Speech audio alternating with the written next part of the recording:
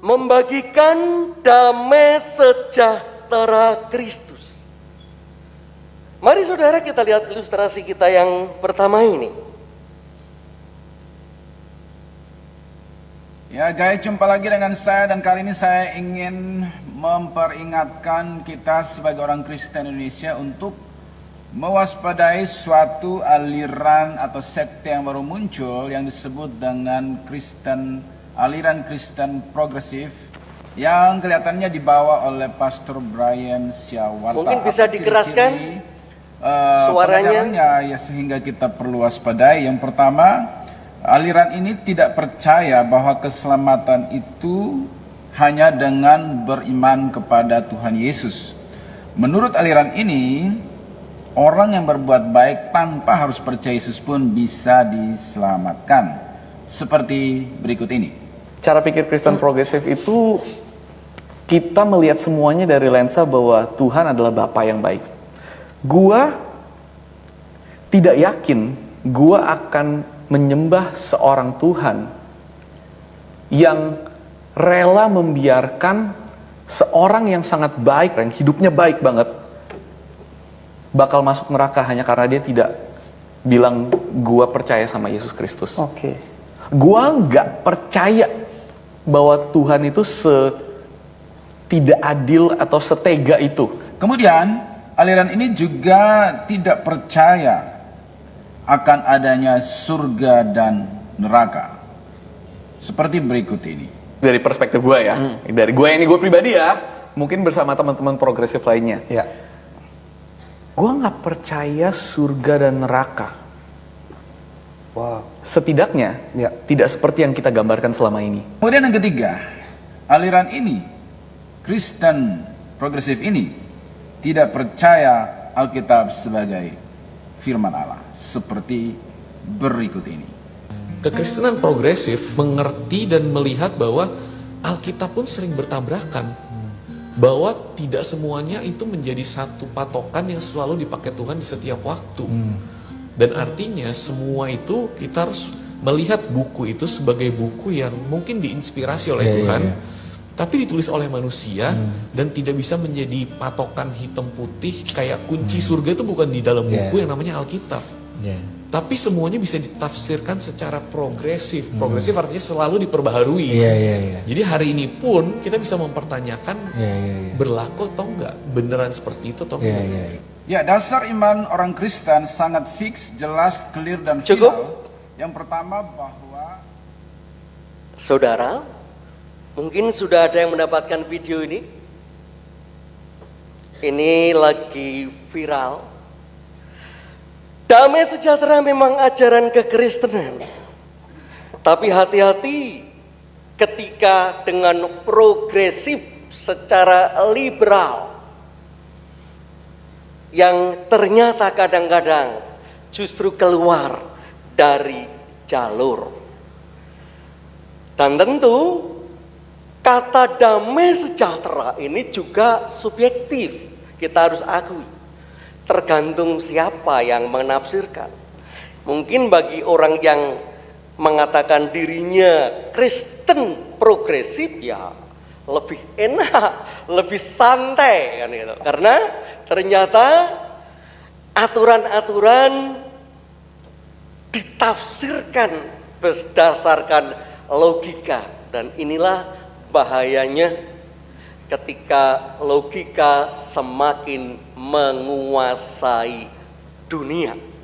Nah, hari ini saudara, damai sejahtera dari Kristus yang seperti apa yang kita bagikan supaya berkenan bagi Tuhan.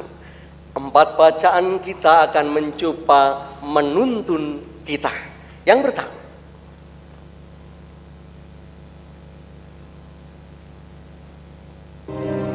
gereja bagai bahtera di laut yang seram, mengarahkan haluannya kepada.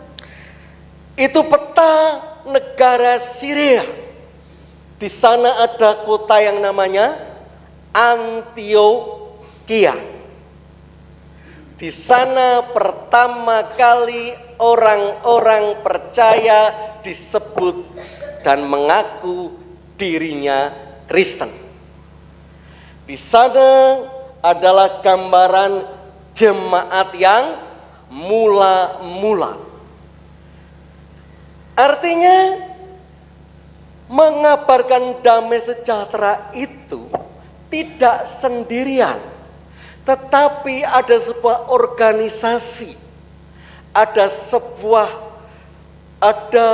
sosialisasi, koordinasi, dan kesepakatan. Itu yang harus kita pegang. Dan gereja dipercaya sebagai ekspresi untuk membawa damai sejahtera itu.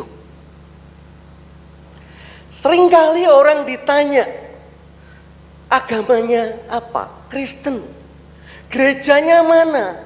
Pokoknya Kristen tuh ya di mana-mana gereja saya di situ.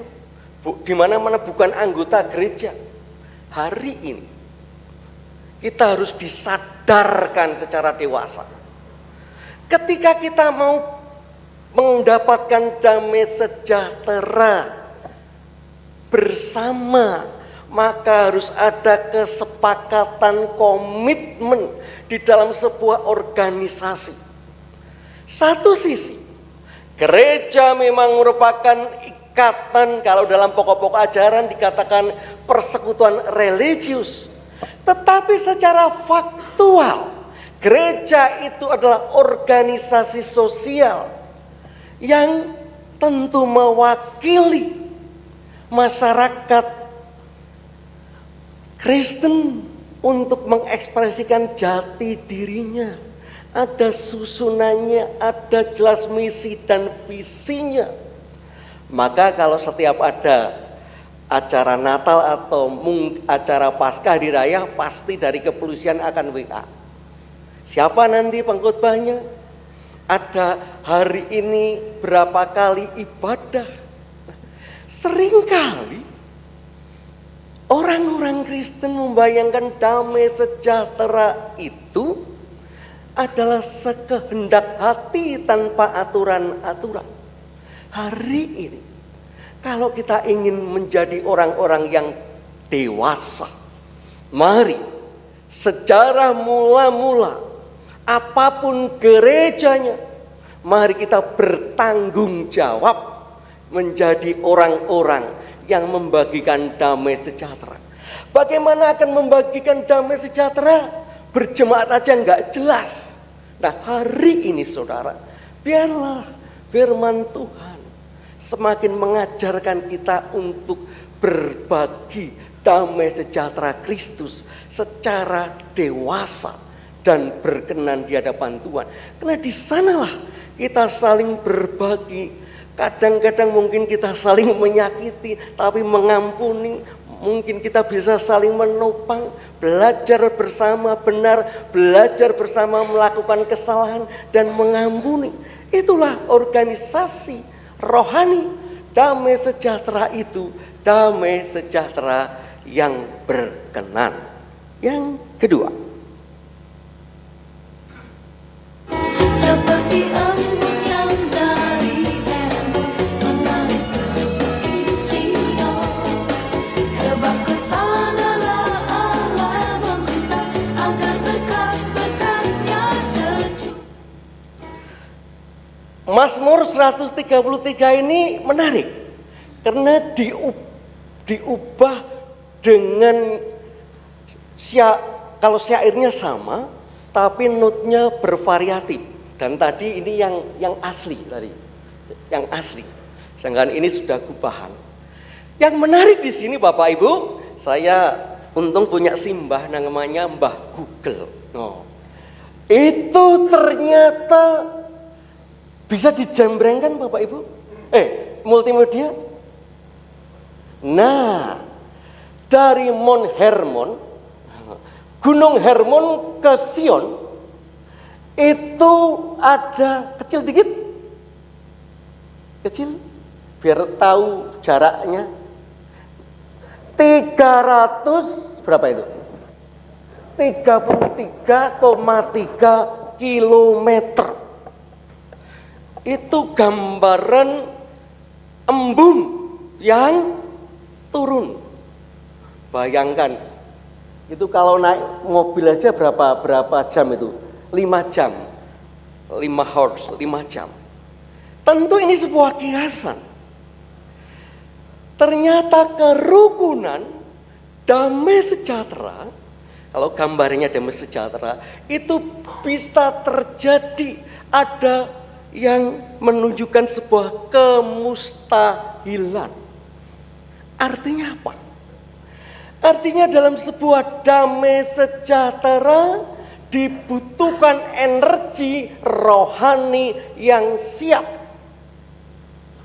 Ketika tidak, seringkali orang menyalahgunakan damai sejahtera. Dan itulah salah satu resiko gereja. Walaupun gak pernah muncul dari Januari, baru muncul di Desember. Apakah ketika ada sesuatu orang tersebut tidak dilayani? Gak mungkin. Itu fakta. Ada banyak kemustahilan. Ada banyak gereja, pelayan-pelayan dan orang-orang antik di dalamnya. Karena biasanya orang gereja itu lebih toleran.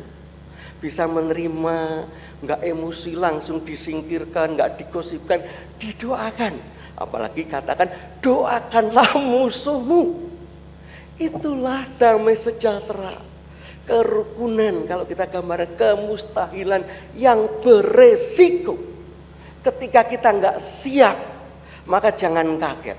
Di dalam damai sejahtera, di dalam kerukunan, orang belum siap menyalahgunakan damai sejahtera itu. Menyalahgunakan cinta kasih itu.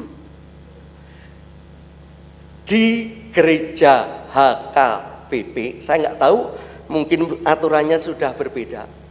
Di sana tidak ada yang namanya persembahan bulanan. Namanya iuran bulanan. Nah, artinya apa?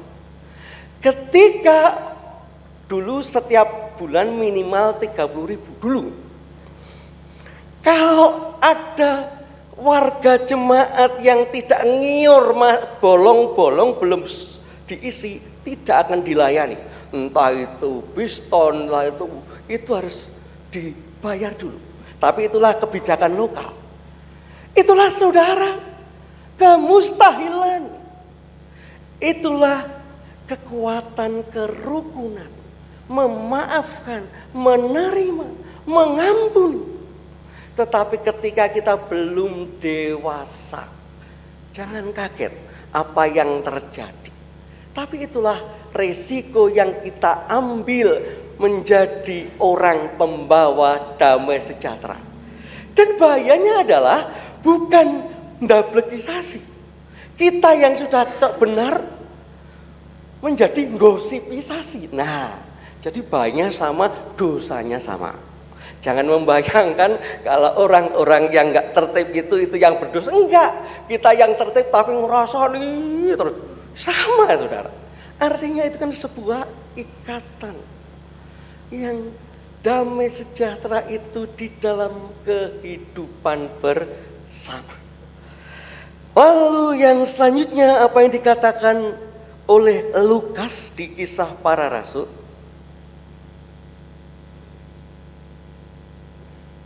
Oh, bukan Lukas tadi. Selalu ampuni dan lupakan. Saudara, 1 Yohanes mengingatkan ada sebuah prinsip yang menarik dikaitkan dengan damai sejahtera, yaitu sebuah kombinasi dosa dan pengampunan. Biasanya orang lebih suka dosa, penjara, dan neraka jahanam. Jadi biasa ketika ada dosa, maka yang kita keluarkan adalah hukuman, cacian, lalu ancaman dan penghakiman masuk neraka. Kalau dalam bahasa Jawa, awas ya dadi intiping neraka, kelakuanmu kaya ngono kuwi. Hari ini 1 Yohanes mengingatkan ketika ada dosa, maka kita cepat-cepat mengkombinasikan dengan suara pengampunan. Maka diharapkan itu menjadi kekuatan yang dahsyat. Saya dapat laporan autobiografi 3 orang warga GKJ Mertoyudan. Yang pertama Bapak Harun Dwijo, DP itu Dwijo Pranoto kalau nggak salah, almarhum di mana? Bagongan. Yang kedua Bapak Muhtarom, itu Dinjapuna. Yang ketiga Bapak Dwijo, itu di daerah Soko. Pak Dwijo kenal Kristus ketika di Pulau Buru. Sedangkan Pak Muhtarom dan Pak Harun di Magelang ketika mereka dituduh terlibat dalam gerakan 65. Semua pengakuannya mirip. Jadi pada saat itu orang-orang 65 itu diberikan taburan rohani dengan berbagai macam agama. Mana yang pilih? Dan yang menarik, mengapa kekristenan dipilih? Karena di situ ada suara pengampunan. Sementara di luar itu semuanya hanya penghujatan, diancam menjadi intipnya. Apa intipnya itu? Keraknya neraka. Itulah damai sejahtera yang dibagikan. Mari saudara, ketika ada dosa, maka kita siapkan pengampunan. Ketika ada luka, kita siapkan perban dan salep. Jangan ketika ada koreng, kita siapkan tangan untuk menggaruk-garuknya. Asik memang Bapak Ibu. Ketika ada orang bersalah kan asik. Ketika digaruk-garuk, diceritakan, padahal sudah sembuh, garuk lagi kalau perlu supaya luka. Hari ini damai sejahtera Kristus adalah suara kombinasi dosa dan pengampunan. Dan yang terakhir,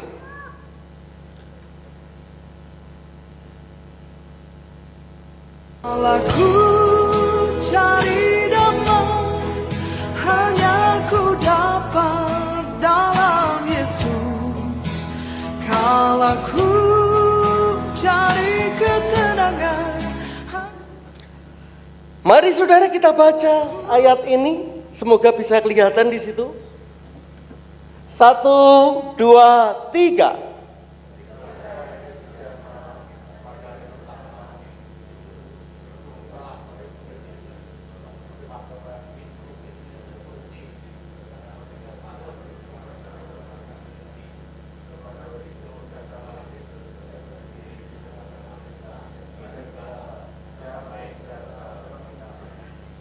Saudara,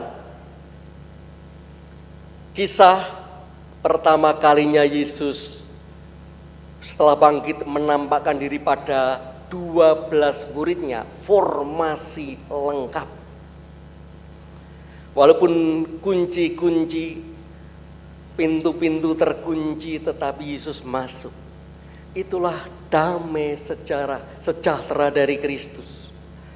Maka ketika damai sejahtera itu sudah masuk ke dalam rumah kita, di dalam batin kita, maka damai sejahtera itu akan bergaung terus menerus. Ada banyak kesaksian yang saya alami ketika ada warga jemaat yang meninggal, maka disusulah penghiburan. Lalu anak-anak cucu yang jauh datang dan ada yang sudah tidak jadi Kristen. Tentu saja mungkin kena tradisi, karena mungkin menghormati, ikut penghiburan. Padahal Martoyudan itu penghiburannya berapa kali? 3 kali. Belum lagi kadang-kadang minta 7, 40 oke kan ya. Nah, apa yang terjadi? Ada beberapa dari mereka sebelum pulang ke kota, kalau tidak datang WA atau rasanan dengan saya di dalam penghiburan, Pak, saya ini domba yang hilang. Dan beberapa kali mungkin ada bapak ibu yang tahu lama Kristen, terus pas Paskah kemarin muncul lagi, kemarin sempat tak foto. Saya juga tidak ngaru-ngaru, tapi bersyukur datang. Itulah damai sejahtera Kristus. Ketika itu sudah masuk di dalam hati kita, maka apapun yang menguncinya, damai sejahtera Kristus akan menembusnya. Untuk itu mari saudara, kita bagikan damai sejahtera yang dahsyat itu, supaya kita berkenan bagi Tuhan. Tetapi sebelum membagikan, mari kita dewasakan dulu cara kita secara benar membagikan damai sejahtera Kristus itu. Amin. Salam teduh bagi kita.